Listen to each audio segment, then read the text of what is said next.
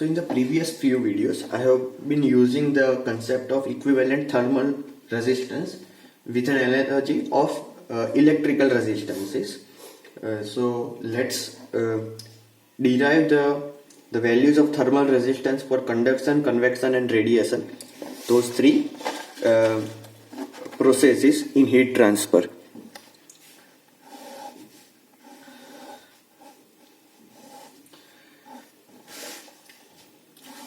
So equivalent thermal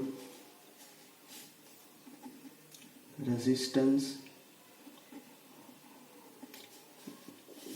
in the first case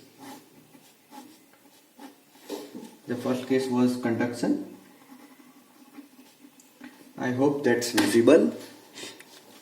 So for conduction we know that the heat transfer, so everywhere what are we going to do is what we have with the electrical circuits, or since we are having the analogy with electrical circuits, it's an analogy with electrical circuit. What we have over there, the basic law is V is equal to IR, or the correct version of that law is the current is directly proportional to voltage, and hence with the proportionality constant I is equal to V by R. This is the law. Over here what V signifies is the potential. In the case of electrical circuit, this is the electrical potential. Otherwise in the numerator we have the potential. In the denominator R is the resistance. In case of electrical circuit, that is the electrical resistance, and I is the result or effect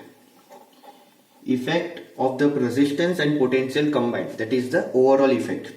So the same analogy we are going to apply for our thermal or heat transfer related problems. So over there our potential is, in this case the potential is the temperature difference. That is what we already have. We have a temperature difference available to us. The resistance is the resistance offered due to a solid, due to some liquid, etc. And then so over here the resistance is due to material, obviously in electrical circuit. In similar way over here the resistance is due to material, and the result for heat transfer related problem is we have heat transfer happening. Over here it is the current, over here we have the heat transfer. So we'll write similar equation for conduction. So for conduction we know that Q dot, which is given by Fourier's law, is Ka delta T by delta X.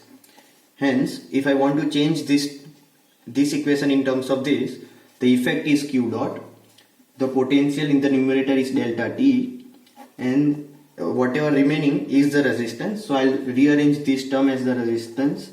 So delta X by Ka. So this is delta T and resistance, thermal resistance.